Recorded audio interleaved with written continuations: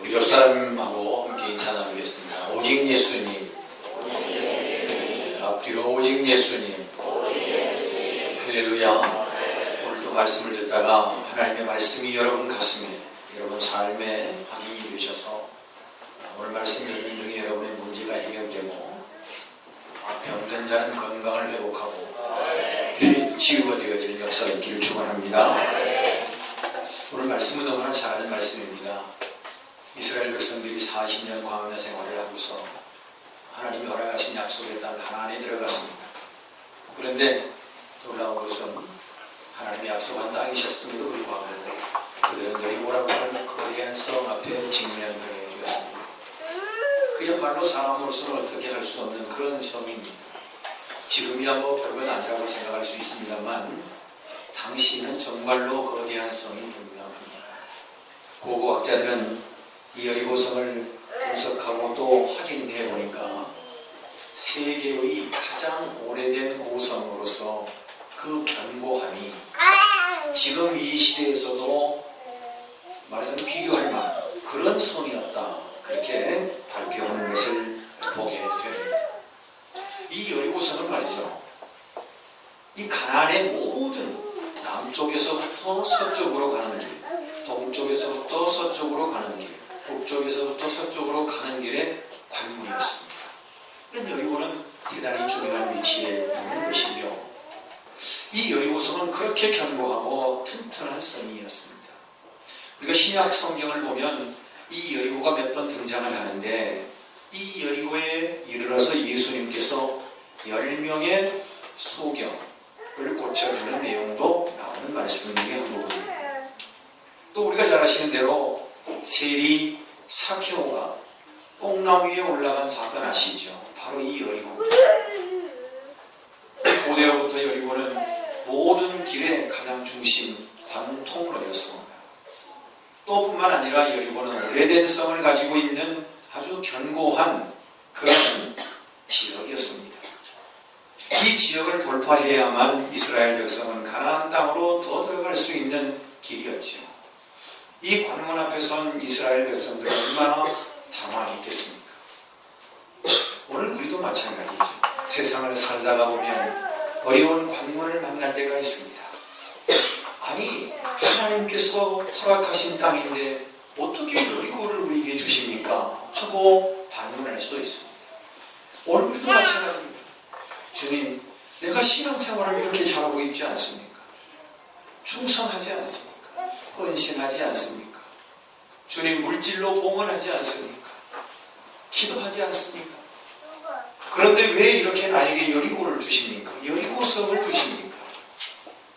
어찌 보면 시대는 다르지만 그것을 받아들이는 입장은 여리고성 앞에 선 이스라엘 백성들이나 오늘을 살아가는 우리의 심정이나 크게 다름이 없다라는 사실입니다. 여러분, 오늘 말씀 가운데서 우리가 몇 가지를 함께 생각해 보려고 합니다. 여리고성 앞에 서 있는 이스라엘 백성들, 그리고 오늘 우리가 신앙의 삶을 살아가고 있는 이 현실 앞에, 우리 앞에 거대하게 서 있는 이 여리고성, 여리고라고 하는 이 관문, 이걸 어떻게 정복해 가야 할 것인가 하는 이해입니다. 먼저 오늘 말씀을 보니까 이스라엘 백성들은 6절 말씀을 보니까 눈의 아들 여호수아가 제사장들을 불러 그들에게 이르되 너희는 언약궤를 메고 그랬습니다. 이스라엘 백성들이 여리고성을 정복하는 첫 번째 그들이 행했던 행동은 하나님의 언약궤를 메었다고 하는 사실입니다. 하나님의 언약궤. 여러분, 하나님의 언약궤는 무엇을 의미하는 것일까요? 바로 우리가 아시는 대로 언약궤, 법궤라고도 하는 이 언약궤 안에는 세 가지가 있었습니다. 첫째는 뭡니까? 하나님께서 시내산에서 주셨던 십계명 두 돌비였습니다. 두 번째는 뭐였습니까? 만나를 담았던 항아리였습니다. 세 번째는 무엇입니까? 아론의 싹이 난 지팡이였습니다. 이것이 언약궤 안에 들어있는 내용물이었습니다. 물론 시간이 없어서 다 말씀을 정확하게 다 알려드릴 수는 없겠지만 우리가 간단하게 설명해 보면 돌 두 돌비 10계명은 하나님의 명령이었습니다. 하나님의 명령은 하나님께서 선택한 백성들로 하여금 그렇게 살아가도록 권고하신 말씀, 명령, 그 내용입니다. 이렇게 하나님의 말씀, 법궤를 따라서 하나님의 말씀의 명령을 따라서 살아가면 그들에게는 어떻게 해요? 하늘에서 만나가 내린다는 거예요. 하나님께서 만나를 주신다. 그리고 이 땅에 살아가는 동안에 끊임없이 하나님의 말씀이 선포되어지고 범죄한 자들이 하나님과의 관계를 다시 회복해 갈 수 있는 제사장 아론의 산난 지팡이를 그곳에 넣어두게 하신 거죠. 사랑하는 성도 여러분, 법궤는 한마디로 말씀드리면 하나님의 임재입니다. 하나님이 함께 하신다는 총칭, 즉 큰 틀에서 보면 법궤는 곧 하나님이 너희와 함께 하신다는 의미였습니다. 하나님이 우리와 함께 하신다는 사실을 잊지 않고 그들은 언약궤를 메고 여리고성을 향했다는 사실입니다. 그렇습니다. 오늘 우리가 아무리 신앙이 좋고 아무리 기도를 많이 하고 우리가 말씀을 많이 하고 있어도 중요한 것은 주님과 함께입니다. 주님과 함께 따라해 보십시다. 예수님과 함께. 우리의 삶이 예수님과 함께하면 우리 힘으로 할 수 없는 여리고성을 정복할 수 있다는 것을 우리에게 가르쳐 주신다. 사랑하는 성도 여러분, 40년 동안 이스라엘 백성들은 법궤와 함께 생활했습니다. 그리고 그 법궤가 그들에게 어떠한 영향을 주고 있는지도 그들은 너무나 잘 알고 있었던 사실이죠. 좀 더 성경 말씀을 거슬러 올라가 보면 오늘 본문은 6장입니다만 3장으로 거슬러 올라가 보면 이스라엘 백성들이 여리고성을 만나기 전 가나안 땅에 입성하기 전에 요단강을 건너게 되는데 그 요단강을 건널 때 여호수아 3장 14절 이하를 쭉 보면 요단강에 이르러서 궤를 맨 제사장들이 그 요단강에 발을 담그자, 발을 적시자, 요단강에 들어서자 요단강이 갈라졌어요. 어디든지 하나님의 법궤가 앞서면 모든 일은 순조로웠습니다. 예수님을 앞세우고 예수님과 함께하면 우리의 삶은 순조롭고 평화롭고 기쁨이 있는 삶이 될 줄로 믿습니다. 여러분, 우리는 사울왕을 잘 압니다. 법궤가 없는 사울왕은 늘 방황했습니다. 법궤가 없는 사울은 결과적으로 왕권을 빼앗기고 맙니다. 그러나 다윗은 잃어버린 법궤를 다시 찾아와서 하나님의 성 예루살렘 성의 법궤를 안치합니다. 모십니다. 예루살렘 성에 하나님의 법궤를 모시고 얼마나 좋았는지 다윗은 그렇게 춤을 췄습니다. 하체가 드러날죠. 사랑하는 성도 여러분, 하나님의 법궤, 하나님의 언약궤를, 즉 하나님과 함께하는 삶을 사는 삶, 예수님과 함께 살아가는 자를 하나님께서는 평탄한 길로 인도해 가신다는 것을 오늘 보여주십니다. 주님과 함께할 때 형통함이 있습니다. 오늘 아침 새벽에도 말씀드렸습니다만 여러분, 다윗은 늘 하나님과 함께하기를 원했습니다. 인간인지라 완벽하게 하나님과 늘 함께 동행할 수는 없었다 할지라도 그는 넘어지고 쓰러질 때마다 다시 하나님을 부여잡았습니다. 다시 신앙을 찾았습니다. 다시 십자가를 붙들었습니다. 그때마다 말할 수 없는 하나님께서 지혜를 주시고 능력을 주시고 힘을 주셨습니다. 다윗의 장점은 바로 그거였습니다. 우리와 똑같은 사람이라 넘어질 때가 있고 실수할 때가 있고 절망할 때가 있단 말이죠. 그러나 그때도 다윗은 예수 그리스도의 십자가를 붙들었어요. 신앙을 붙들었어요. 말씀을 붙들었어요. 기도를 붙들었어요. 그래서 다윗을 세워주셨어요. 우여곡절이 많은 요셉도 마찬가지입니다. 말씀에 보면 요셉과 함께하니 형통하였더라 그랬습니다. 주님과 함께하면 형통합니다. 시편 37편 5절에 보면 여호와께 맡기라 그랬습니다. 그를 의지하면 그가 이루시고 그랬습니다. 하나님을 앞세우십시오. 그러면 여리고성을 정복하는 것처럼 우리 인생의 문제도 정복되어질 줄로 믿습니다. 그렇습니다. 주님을 앞세우고 찬송가 436장에 보면 나 이제 주님의 새 생명 얻은 그런 찬송입니다. 3절인가요? 4절 보면 산천도 초목도 새 것이 되었고 죄인도 원수도 친구로 변한다. 새 생명 얻은 자 영생을 누리고 주님을 모신 마음 새 하늘이로다. 아멘. 주님을 모신 마음 새 하늘이로다. 주님과 함께 가면 못 올 산이 없고 주님과 함께 가면 어떤 문제도 해결이 될 줄로 믿습니다. 여러분 인생에 어려움이 있습니까? 문제가 있습니까? 주님과 함께 하시기 바랍니다. 주님을 앞세우시기를 바랍니다. 주님을 붙드시기를 바랍니다.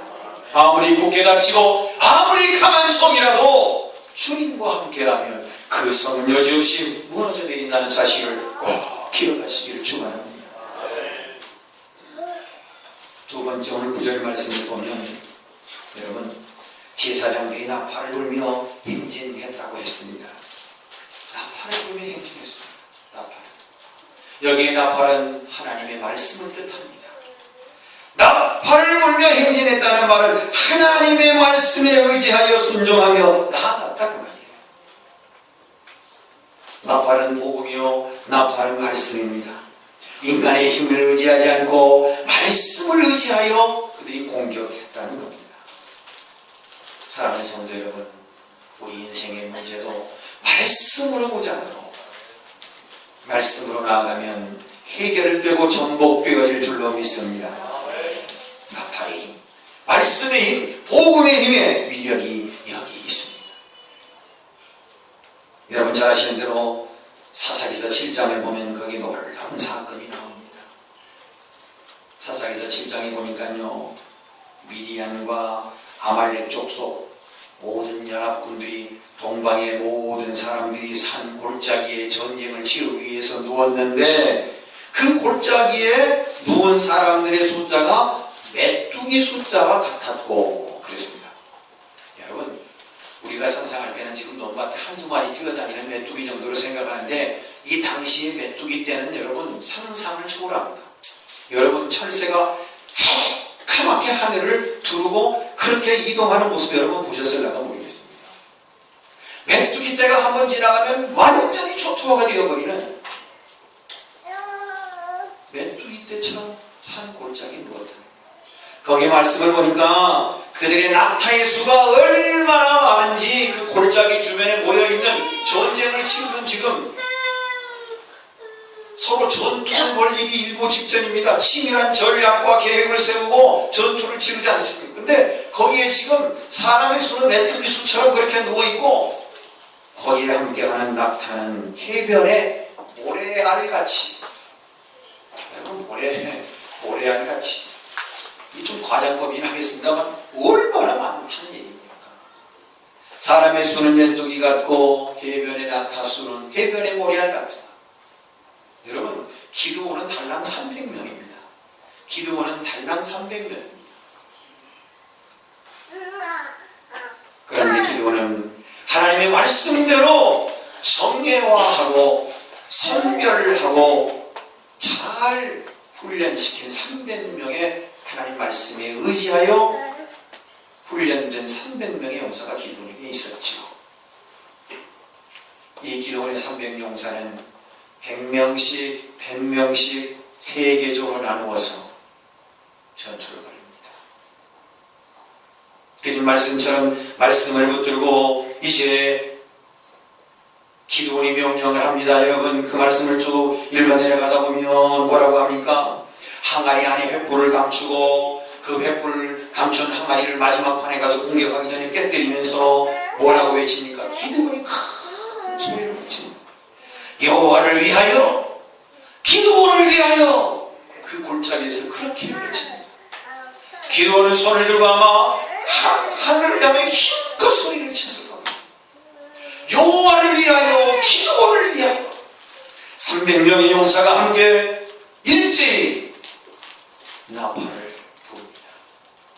소리는 나팔을 아니 자기가 가졌던 항아리에 그 등불을 밝히면서 깨뜨리면서 그 횃불을 밝히면서 여호와를 위하여 기도를 위하여 나팔을 부릅니다. 여러분 거기에 기적이 일어납니다. 놀랍습니다. 기도의 용사는 300명, 세계 조로 100명씩 나누어서 뭐 한 중대 병력쯤 되겠죠. 3개 중대가 메뚜기 떼처럼 모래알처럼 많은 그들을 상대로 싸움이 되겠습니까? 지금처럼 무슨 화력이 좋은 것도 아니고 말이죠. 특수전을 하고 게릴라전을 하는 그런 심리전 뭐 이런 것도 없는 시절에 말이죠. 그런데 말씀에 의지하여 여호와를 위하여 기도를 위하여 외치면서 그들이 이제 하나님의 말씀에 순종하여 공격을 합니다. 그런데 놀라운 일이 일어납니다. 여호와와 기드온의 칼이라고 하는 이런 기드온의 놀라운 외침 앞에 자기들끼리 싸우는 거예요. 미디안 족속과 아말렉 족속과 동방의 사람들이 자기들끼리 서로 칼로 싸우는 거예요. 시간이 지날수록 그 골짜기에 시신이 가득했다라고 성경을 기록하고 있습니다. 사랑하는 성도 여러분, 우리의 힘으로 할 수 없는 일들이 우리에게 너무나 많습니다. 그러나 중요한 것은 여리고성을 정복한 거죠. 여러분, 나팔을 부는 하나님의 말씀을 붙들고 살아가는 구체적으로 하나님의 말씀을 붙들고 사는 게 어떤 거예요? 오늘 우리 현실에 주어진 삶의 여건 속에서 말씀을 붙든다는 것은 오늘 내게 주신 하나님의 메시지 말씀이 있을 때 그 말씀을 붙드는 것입니다. 사랑하는 성도 여러분, 누가복음 5장 5절에 보면 베드로가 예수님에게 이렇게 말씀합니다. 선생님, 새것 한 마리도 못 잡았어. 그 말 속에는 나는 이 지역 출신이고 이 바닷속에 들어있는 돌멩이 하나까지도 다 알고 있습니다. 그런데 오늘은 고기를 잡을 날이 아닌가 봐요. 그때 예수님께서 그물을 배 우편에 깊이 내리라 말씀하셨습니다. 베드로는 두 말 안고 말씀에 의지하여 그물을 내리리라. 그랬더니 기적이 일어난 거 우리 너무 잘 알지 않습니까? 사랑하는 성도 여러분, 하나님의 말씀을 읽다가 듣다가 하나님의 말씀을 묵상하다가 내 뜻과는 내 생각과는 맞지 않아도 내게 주신 말씀이라면 아멘하고 그 말씀을 붙드는 것이 승리할 수 있는, 정복할 수 있는 길인 것을 꼭 기억했으면 좋겠습니다. 사랑하는 성도 여러분, 하나님의 말씀을 읽는 자와 듣는 자가 보이지만 더 큰 복은 지키는 자라 했습니다. 계시록 1장 3절에 이 예언의 말씀을 읽는 자와 듣는 자와 그 가운데 기록한 것을 지키는 자는 복이 있나니 때가 가까움이라고 했습니다. 여러분, 말씀을 가까이 하십시오. 말씀은 살았습니다. 히브리서 4장 12절 말씀과 같이 하나님의 말씀은 살았다고 해요. 하나님의 말씀을 읽고 듣고 행하면 그 말씀은 우리의 삶을 파고드는 살아있는 말씀이 됩니다. 하나님의 말씀이 살았다는 것은 무엇을 의미합니까? 하나님의 말씀은 능이 있습니다. 활력이 있단 말이에요. 그래서 그 활력이 예리한 검과 같아서 우리의 영을 쪼개고 예수를 바로 알게 합니다. 우리의 혼을 쪼개고 하나님의 말씀을 듣는 순간에 우리의 생각이 바뀝니다. 우리의 마음이 바뀐단 말이에요. 하나님의 말씀은 살아있고 생기가 있기 때문입니다. 기가 있다 그 말이에요. 생기가 있다. 우리의 마음의 생각과 뜻을 감찰하신다 했습니다. 우리의 마음을 다 헤아리신 말씀. 사랑하는 성도 여러분, 하나님 말씀을 우리의 삶에 적용하고 그 말씀을 붙들고 그 말씀을 의지하며 살아가시는 저와 여러분 되시길 축원합니다. 잠언 16장 20절 말씀을 보니까 삼가 말씀에 주의하는 자는 좋은 것을 얻나니 여호와를 의지하는 자는 복이 있느니라. 할렐루야. 예수 그리스도의 복음이 들어가는 나라는 다 잘 사는 나라가 되었습니다. 예수 그리스도의 복음이 들어가는 나라는 다 대국이 되었습니다. 역사적 사실 아닙니까? 예수 그리스도의 복음이 들어가는 가정 행복 예수 그리스도의 복음이 들어가는 그 사각개인 놀라운 하나님의 영광을 보게 될 줄로 믿습니다. 말씀의 역사입니다.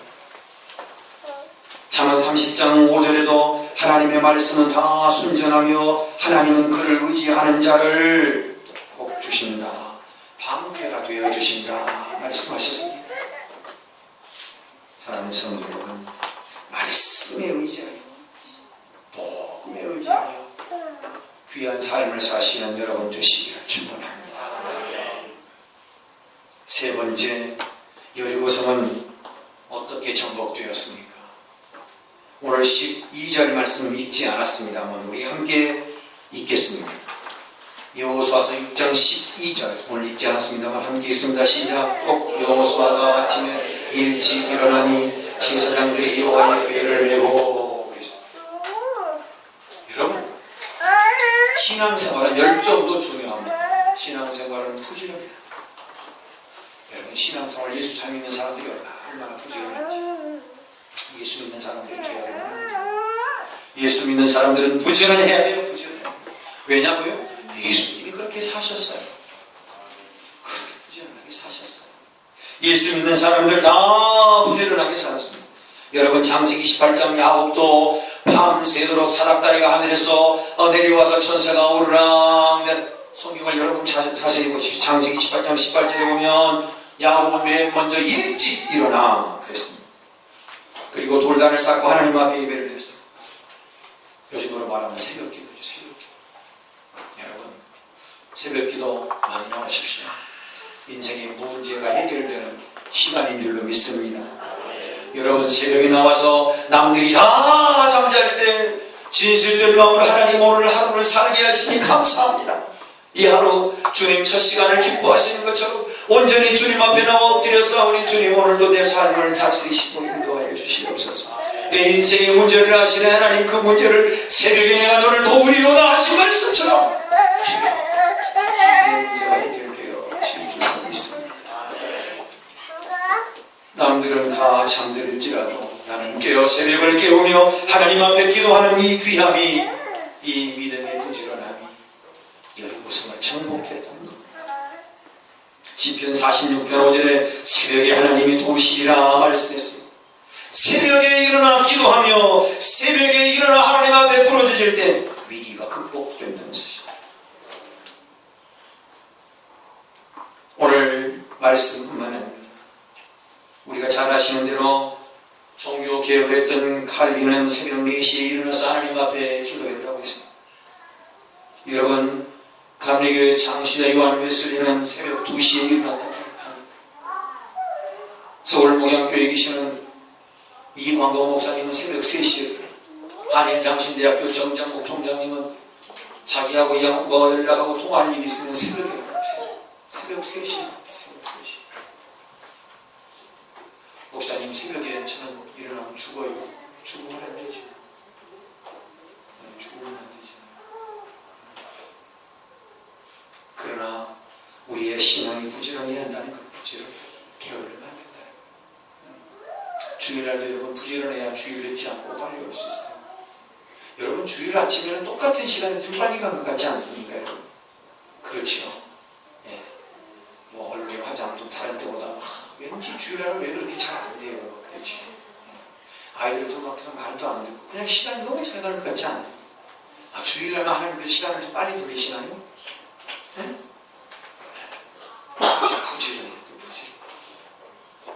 부지런합시다. 옆 사람에게 부지런합시다. 신앙생활 부지런.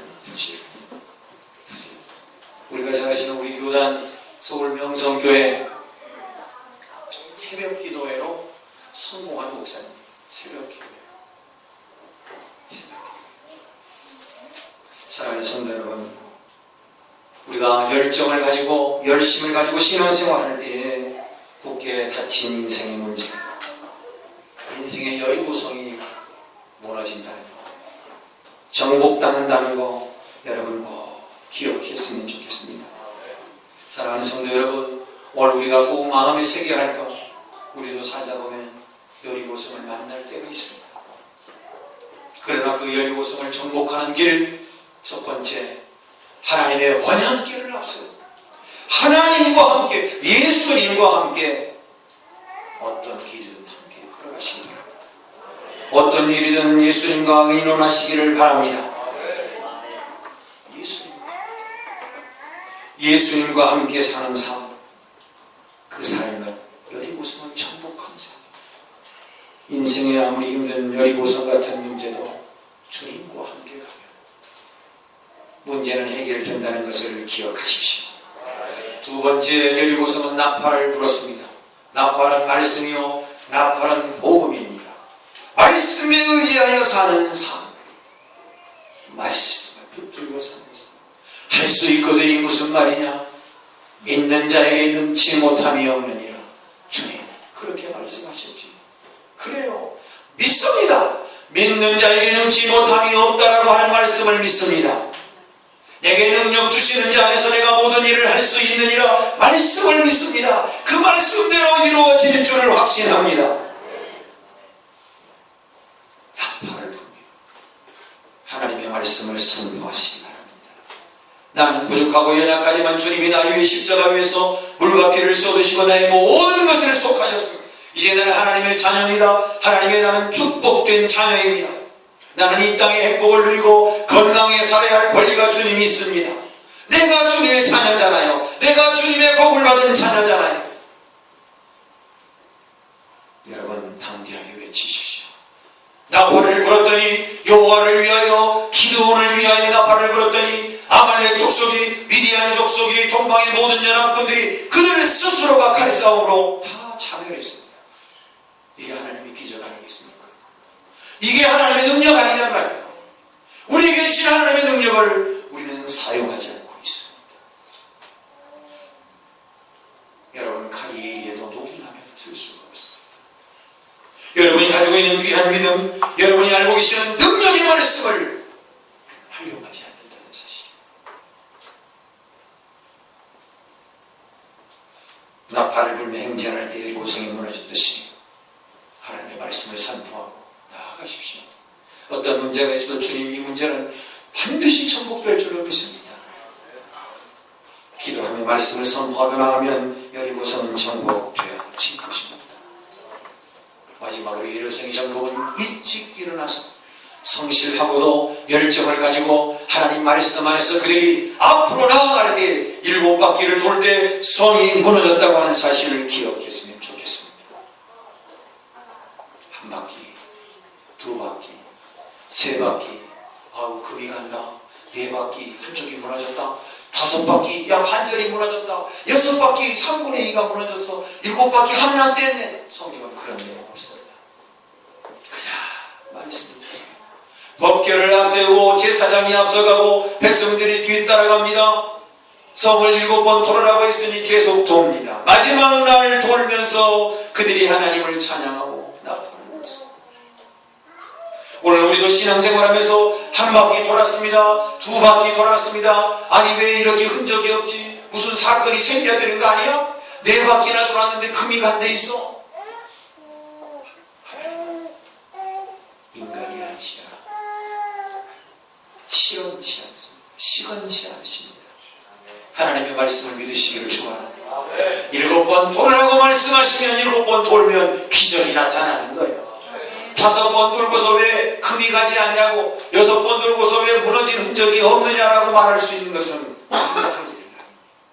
7번 돌았을 때 하나님은 약속하신 대로 성을 무너뜨리셨습니다. 엘리야가 갈멜 산에서 하나님 앞에 부르짖었습니다. 하나님께서는 그의 기도를 들으시고 불을 내리시는 줄로 믿습니다. 오늘 우리의 삶에 여리고성 같은 험난한 문제가 얼마든지 있을 수 있습니다. 여리고성을 정복하는 것, 오늘 주신 말씀처럼 하나님과 함께 말씀을 하세요. 끝까지 인내하며 하나님의 능력이 나타나는 그 순간까지 최선을 다해서 열심히 성실하게 인내함을 가지고 나아간다면 여리고성이 정복되는 것처럼 우리 인생의 문제도 정복될 줄로 믿습니다. 험난한 세상 한 주간 살아가실 때 여리고성이 무너진 것처럼 내 여리고성도 무너진다, 물리친다, 무너질 줄로 믿습니다. 정락당할 줄로 믿습니다. 외치며 나가시는 성도 되시길 주님의 이름으로 축원합니다. 은혜로우신 하나님 감사합니다. 너무나 험난한 경제적으로 문화적으로 여러 이 상황들이 너무 더불어 우리의 믿음과 신앙을 지키며 살기가 쉽지 않습니다. 하오나 견고한 여리고성이 무너진 것처럼 주님과 함께 말씀을 앞세우고 말씀을 성실하게 살아간다면 내 인생의 여리고성 무너질 줄로 확신합니다. 우리의 삶을 인도하여 주옵소서. 거룩하신 예수님이 연락들고 기도합니다. 아멘.